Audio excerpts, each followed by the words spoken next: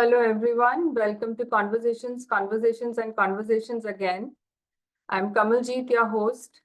And as always, we are talking about self-empowerment from listening to others' experiences, their stories, and their thoughts to reset our own lives at a crucial point where we question ourselves, what am I doing here? What do I need to do next? So let's talk to Sonia Dong. Sonia Dong is an author, entrepreneur, philanthropist, and a mom of two on a quest to live a joyful and an abundant life. She continues her journey to contribute positively to the world, developing the 3 R's, which are reducing, reusing, and recycling. She's a partner at Henka, a specialized clothing brand, and has used clothing as a means to uplift women and help them do more with less while donating 1% of their sales to Joanna Dong Chang Memorial Foundation, helping girls and women reach their fullest potential. Creativity, in a broader sense, is a field of inner expansiveness and spirituality. And I strongly believe in it. It evolves from one's spirit and a desire to add value to life. So let's hear and learn more from Sonia herself. And if you have watched and liked these conversations, please do like and subscribe to our channel. Thank you.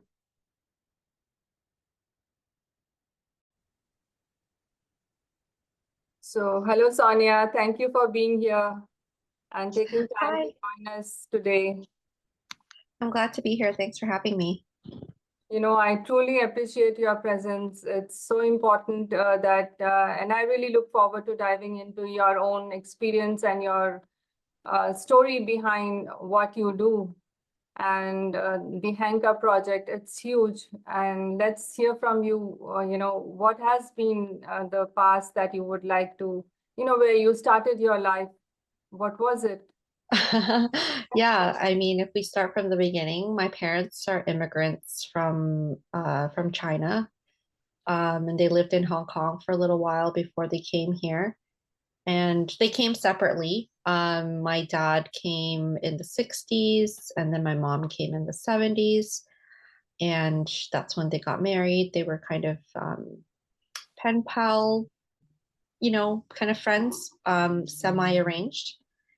And we had family here already. But anyways, I have two siblings. I'm the middle child. We were all born here in Toronto, and we grew up in the suburbs of Toronto. And yeah, that's really how we started. My parents, my dad worked and my mom stayed home to look after us kids. And we were quite, a frugal background.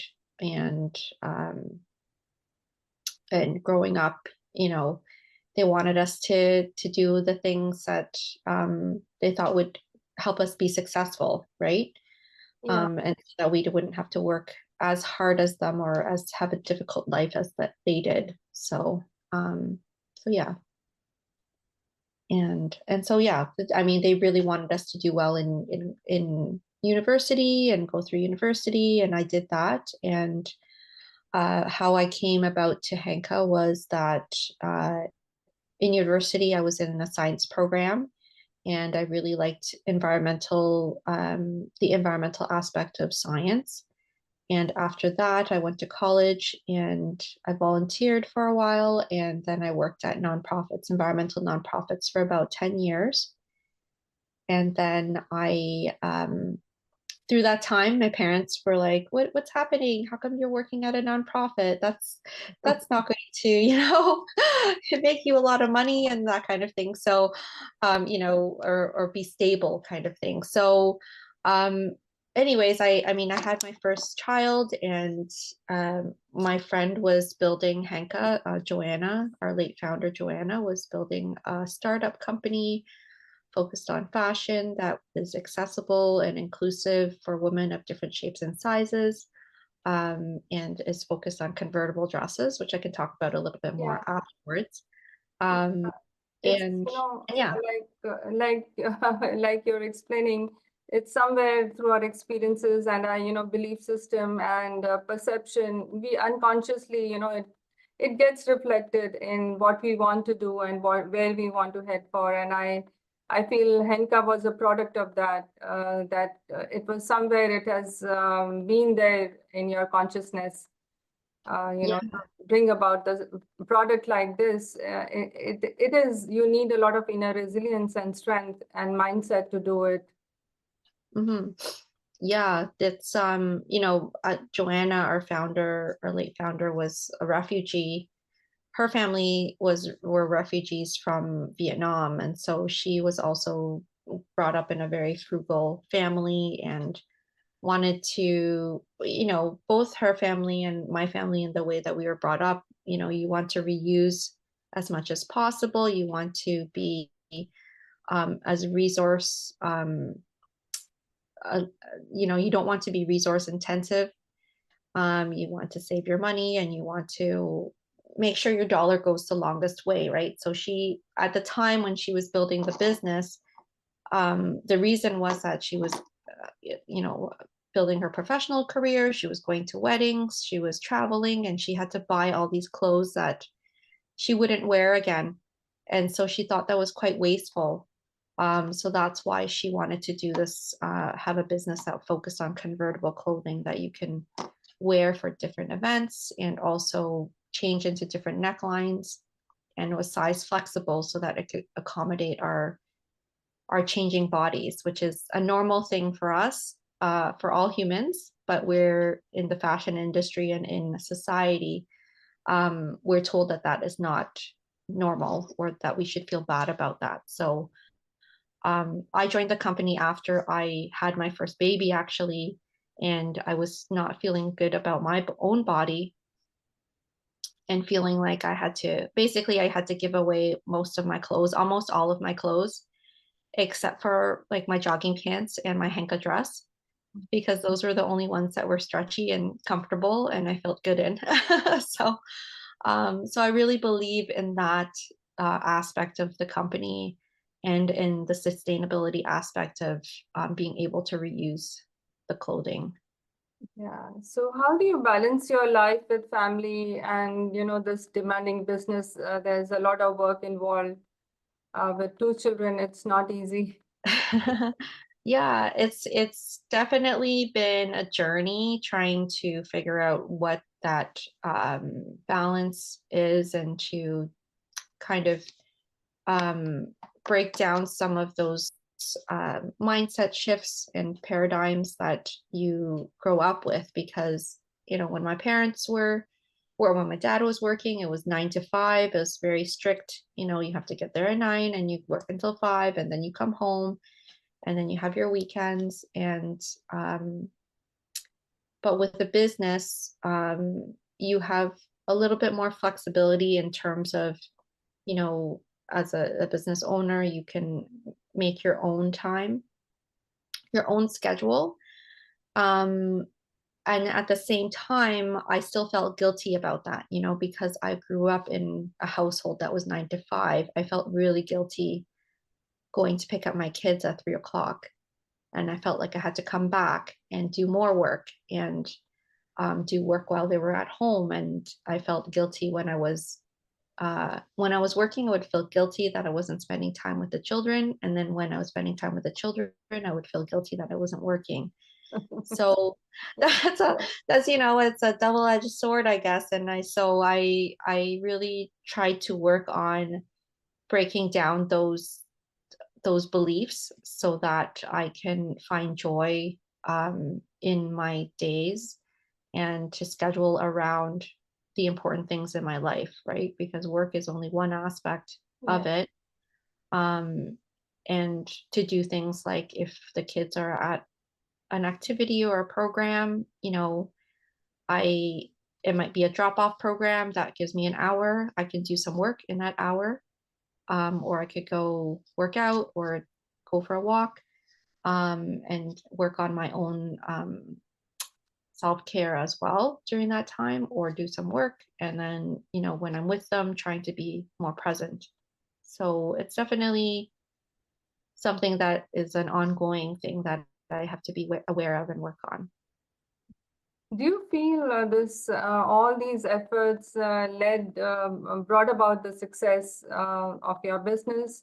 What does it mean to you now, like at the stage where you are now, you know, with designing and growing business and family, the needs, the demands of children grow with time. When they're small, it's a different story. When they are growing, it's another story, and it's never less. Yeah, it's definitely an ongoing learning process with the business and with being a parent. And so what I've learned is that it's you're always, you just need to be aware of what's happening and to reflect on your what you would like to happen in the future, but also what is happening presently, and that you're learning from the past, but you don't need to always live in the past. If something worked in the past, it doesn't mean that it will continue to work in the future, right? So you kind of have to take that and understand when you need to let go of certain things, right? So with the business, definitely it's been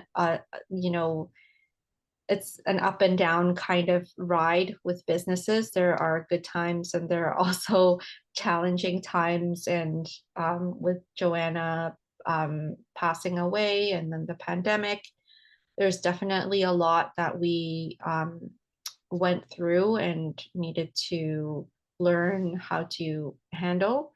And I think that that's helped not just as a business, but also with my personal growth as well, understanding what is most important to me, because when all those things were happening, it was challenging, because I felt like I was almost I was in a really dark place. And to be fair, and to be honest, I was in a dark place until quite recently. I was still carrying that weight around of the business. Yes, her loss must have left you and your team devastated. Like it's not easy. Uh, one uh, one pillar is gone, so and Mhm. growing this work at that point of time is, really pulling yourself out of the dark space. How did you manage that? Like, how are you doing it? Well, it's through my support network, and really, I think part of it was I would be really afraid to talk to my husband about things, because I didn't want that perceived judgment. It wasn't even that he was judging me, but I would perceive that he might judge me, Yeah. and that I was feeling like a failure. Um, and so that was very challenging. And so we would have last year, actually, we had a talk, and it was very challenging talk. But he actually asked me, where is Sonia? Like, where's your identity? Like, you seem to be, your identity seems to be the business, and that is not who you are. The business is only one part of your life, right? So where's the rest of you?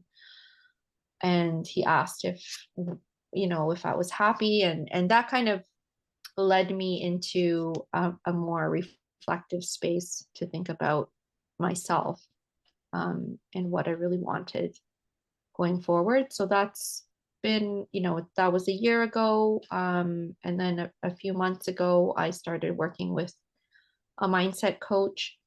And that has been really, really helpful as well, because that's helped me determine more of a direction of um, how I want to see myself living my life, right? And to see it in a way that I think that I would feel good about myself, and um, working on my self image, so that I can understand, what are the parts of me that I want to express and explore. And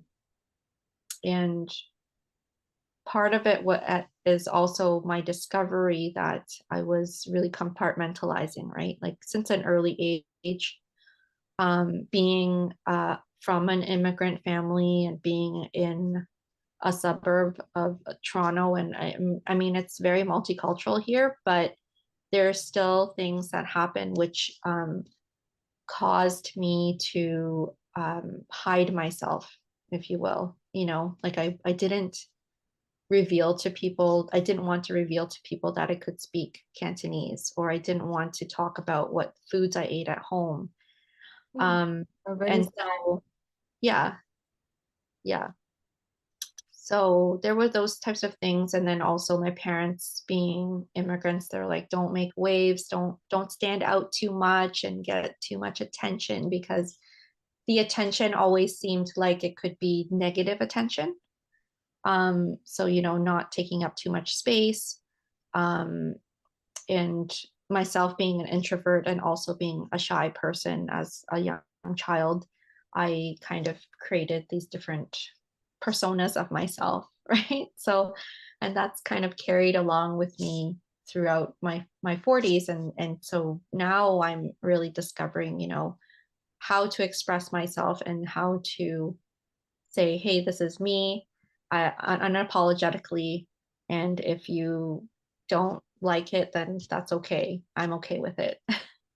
So, yeah. Yeah, thank you for sharing this. I'm really grateful, like, and sincerely appreciate. This is a journey, everyone has, as in, first generation or second generation, we all have our stories, and there are reservations, like, for my children, there were reservations. I had my own reservations. And restrictions, self-imposed restrictions based on our own judgment, and Yeah. we have to just jump out of it. That's no more. I am what I am, no matter what. My spirit is the same. No, whether I change colors, the truth is going to remain. So why not be truthful? Why not be honest to yourself? So it makes all the difference to your own personality and your work. This has been my experience too, but thank you so much for sharing. It was not an easy ride. Yeah. Hmm. Yeah, so I was looking through your website and looking at the dresses you have created. They are beautiful. I mean, they were just the colors that I love. I cannot deny. They were just the drapes were very beautiful, Hmm. and they remind me of an old design concept. I've been a designer myself. In graphics many years ago. I started my life as a designer. Hmm. So the concept was a form follows function, and the purpose behind the fabrication of clothing is beauty, of course, with a functional aspect. And Henka has been special. What does it mean for you? It definitely means that it's what we create.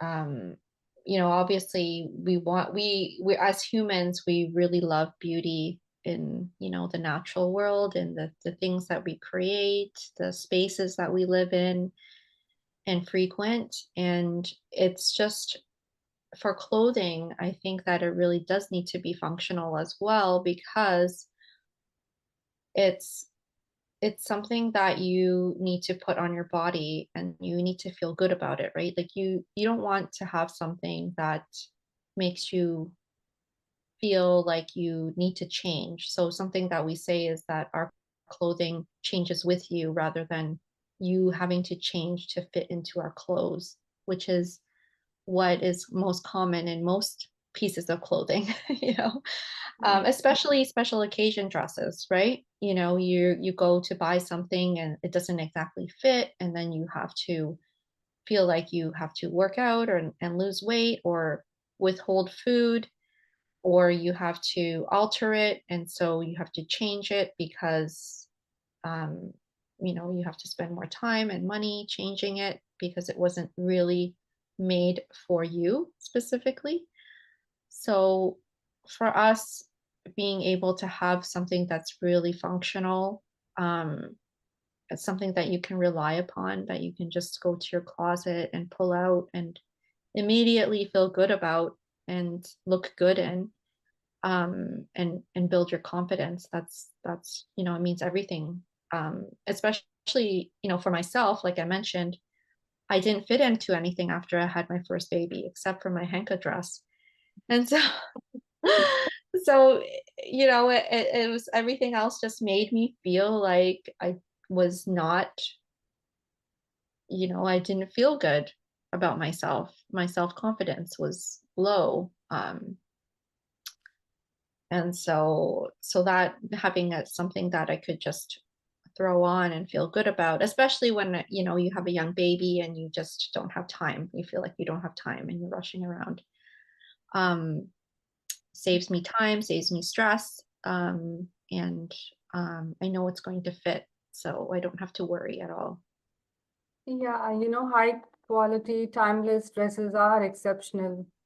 You wear them once in a lifetime. I remember for my own, special occasions, the dresses once bought, they were borrowed by some other people, to wear for another occasion, but I never wore them again. It was only Yeah. one time, and I feel bad because they're expensive. And, these dresses are exceptional with extensive artistic, innovative designs because they really have to be intricate for special occasions. And so how do you create the flexibility to transform them, for another occasion? Like they become wearable as formal or informal clothes. How do you do that? It's very tricky. Could be more expensive too. I mean, this is, because there's so much of work that'll be involved. Yeah. Well, it's I talk about the dresses as in, like, the innovation that Joanna created within the dresses was that, she really had these standards of what she wanted the dresses to do. One being size flexibility, so that you don't have the traditional fixed sizing of dresses. So that already makes it versatile because we as people have natural fluctuations in our bodies, which is totally understandable. So that makes it versatile because it accommodates our natural changes through our life journeys.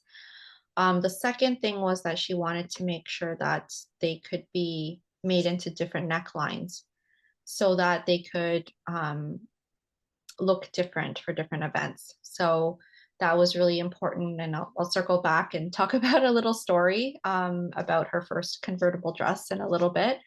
And then the third thing was that she chose fabric that is, has specific qualities to the fabric. So the fabric is, a four-way stretch. It's a high quality polyester spandex. So it means that, it can stretch in different directions. Sometimes when you have stretch fabric, it can only stretch in two directions. And so because it can stretch in all four directions, that means when it's, on your body or on different people's bodies, it can accommodate those different variations of shapes and sizes.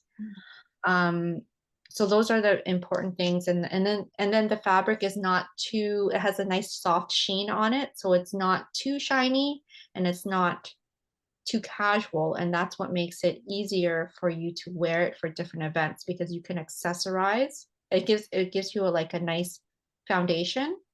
And then you can accessorize with shoes, jewelry, belts, jackets to make and use more formal or less formal types of accessories to go with the dresses, to transform them basically.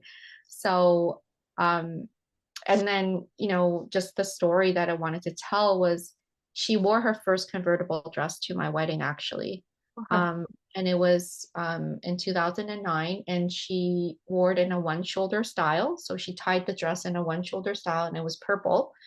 And when she arrived at the wedding and sat down at her table, another woman was wearing a one shoulder purple dress in the same shade. And usually, you would say, "Oh no, we're wearing almost the same thing." That's kind of a little bit of a faux pas. She said, "No problem, I'll be right back." She went to the washroom. She untied her dress and she tied it into a halter dress. So it looked completely different. And people in the washroom said, "Hey, where did you get that dress? I need that dress because it's so versatile. That's amazing." And Interesting, yes. she said, I'm starting a business. And I didn't know this was going on because I was in my wedding. And so I didn't see until I saw the pictures of me with her at different times during the wedding with a different looking dress, Yeah, but it was the same dress. yeah, very interesting. And did you face any challenges while creating this store? Is it only online or is it a walk-in store as well? Right now, it's only online, and we have events where we have like little pop-up shops, or we go to shows and markets and fashion shows so people could see the dresses in person. All right, all right. So in my understanding, usually one may have a creative, ethical, plan behind the operational structure of this kind of a work, when we are talking about clothing designs and fabrication of these dresses. So have you felt like there has been a challenge while coordinating with the people behind the scenes, how they deal with the product and how they handle it? Are you able to oversee that or get a feedback on that so that what you are selling, you're confident that you're selling a product that has a past of, good handling and respect for life? Yeah, so we actually make all of our dresses here in Toronto in Canada. So Okay. we have access, and I live in Toronto.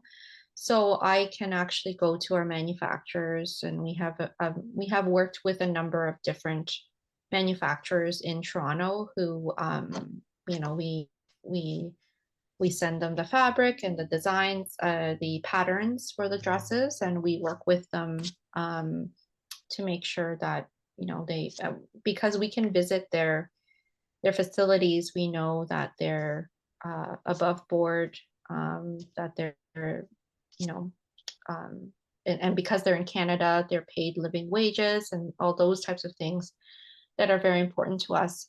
And at the same time, obviously, we're trying to support other small businesses in the local economy by doing that. Our fabric comes from various sources, overseas or from the United States. And it is polyester spandex. And one of the things that we are trying to do is to look for more natural fibers to use going forward. And of course, what we want to make sure of is that those fibers can have similar or same properties to the current type of fabric that we use, because that is what makes it so versatile for sizing and flexibility in the different ways that we can do it. And then the other thing that we try to do, which a lot of people may not talk about as much, is around packaging and storage and that kind of thing. So we actually for a very long time we had our own warehouse, so we could manage the warehouse and know what's happening inside the warehouse. And then for a few years when we were expanding, we did use a third-party logistics company. And it was, there are pros and cons of both. Obviously a third-party logistics company can do more at volume, but they're not as not for us, they're not as knowledgeable about our dresses, right? And for us, we really need to make sure that the arrival of the dresses is in good condition, and it's a nice experience for our customers because they're buying dresses for special occasions, right? Absolutely. And then we also have been, reducing packaging and we have more control about it. So we self-fulfill now again, for various reasons. But one of the things that's really great about it is that, we can do things like use more eco-friendly packaging or shipping containers and that kind of thing that we can have control over. So just a question. So you're shipping clothing overseas as well, outside Canada? We do not ship to all countries. We mostly ship to Canada, United States, and we are able to ship to Australia and New Zealand and some countries in the EU, in Europe as well currently. So, So you need to be intuitive while creating these designs, because creation is all about your own inner emotion, your own values, and that's how you're able to do it. You need to feel the feeling of the wearer at the end of the day also, because you're creating for somebody else, right? So how do you feel in spirit doing this?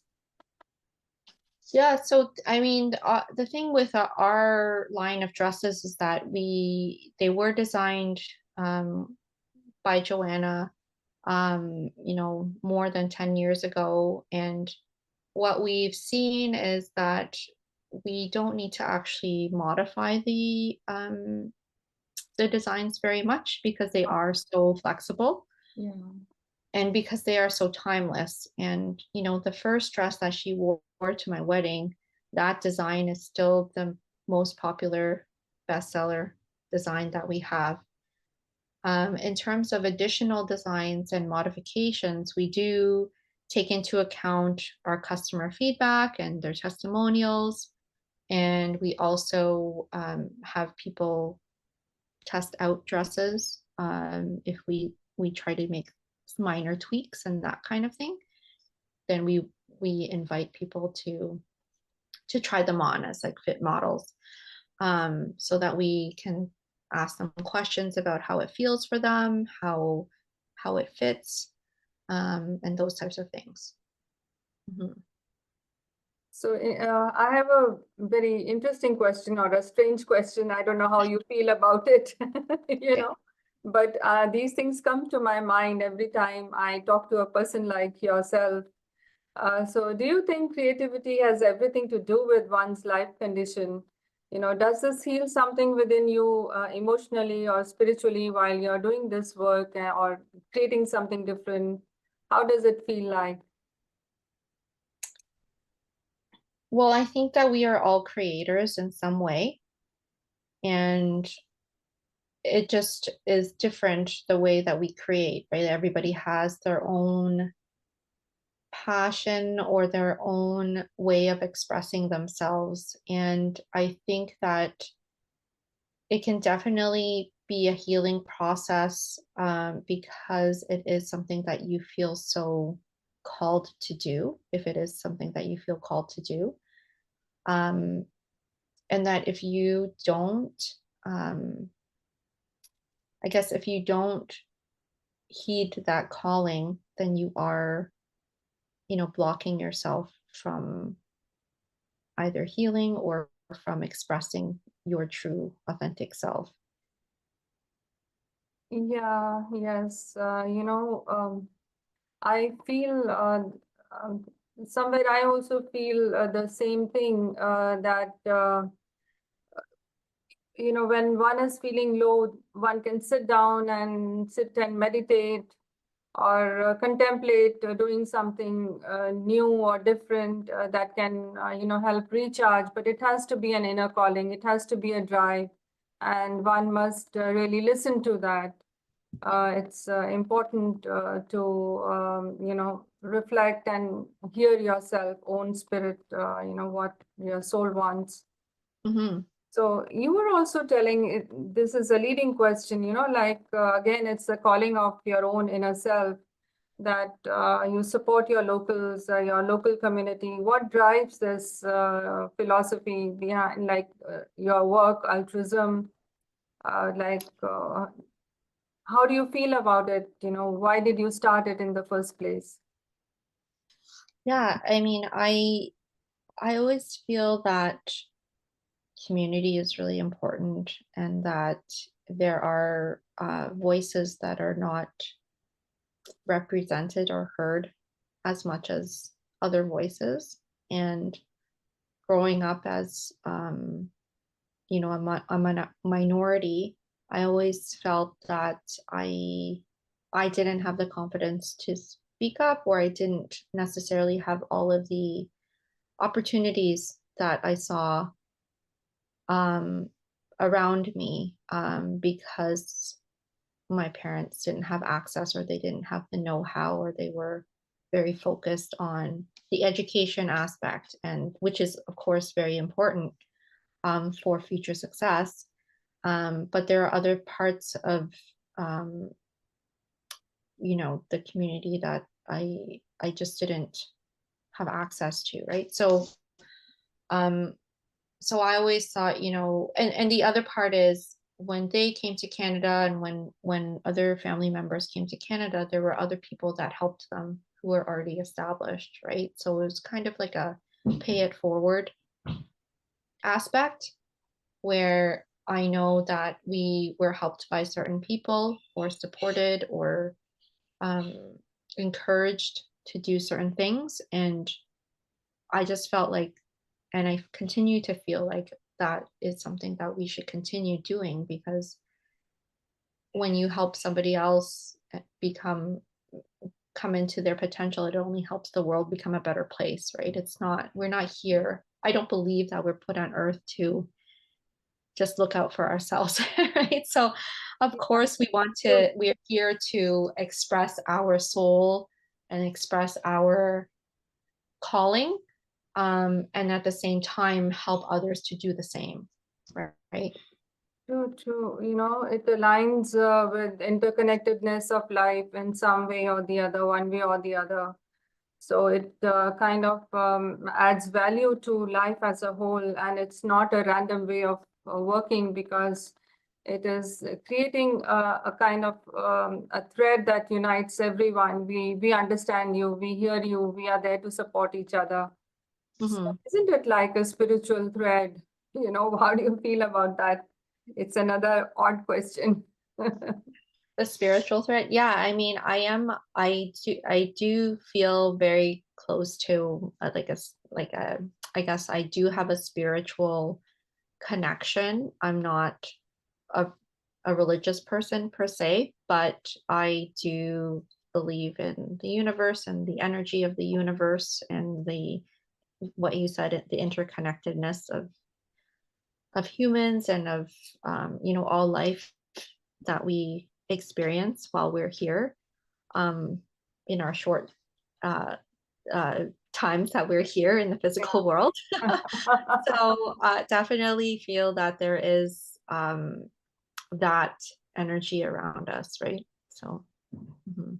Yeah, yes, that's beautifully said. So, we are coming to a close, but what are your thoughts on design and spirituality in daily life, your work pattern? You just mentioned, you're not a very religious person, but isn't it something beyond religion or an orthodox way of life? Design and spirituality are very different. It is a space altogether different. Yeah, I mean, I think that there is the way that this physical world that we live in has been designed in a certain way, and there's always like there's a pattern to it, I guess, right? And especially in the natural world, there are patterns to, the way the trees grow, and the flower petals, and all those things are very the scales on a fish, and all those things. There was this element of like beautiful design, and humans, we have our own way of designing and creating, because we have this higher faculty, right? So um, I think that's our opportunity to add it to the beauty of the world as it already exists. Yeah, absolutely, absolutely. All the designs that have been the historically for hundreds of years, there have been certain patterns, and even if they have been evolved in a different, they have been redesigned, and the basic element of design remains the same. The flow of eye movement, the flow of liking it, why do you like certain designs, the Mm-hmm. patterns, there is a system, there is a pattern, the geometry of that, even if it is abstract, and if it is beautiful and appealing, there is a format to it. There is a very basic format to it. One example is of the golden mean, like how do we like, and there are certain points, areas of focus where we like the flow of design. Mm-hmm. So that's interesting. So what tips would you like to share with someone who wants to start a similar line of stores or clothing, or any products which are more useful, that can be recycled, reused, recreated in a different way for different occasions? And what must they be prepared for? That's a big question. Yeah. For sure, I think that if you have a passion for something, it's definitely something that you could pursue, but just I would say talk to a lot of people, talk to a lot of people and network and reach out to people to learn from them.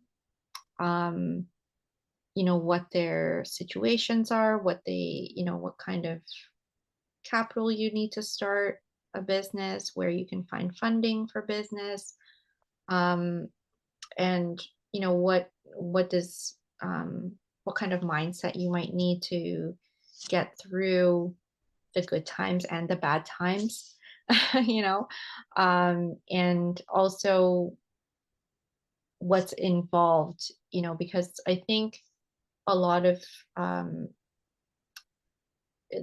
people come into wanting to do a business through a passion, and they like a certain aspect about the business, right? But they don't necessarily like the other parts. And that's when things can kind of fall apart, and to understand that you need to have support, and that you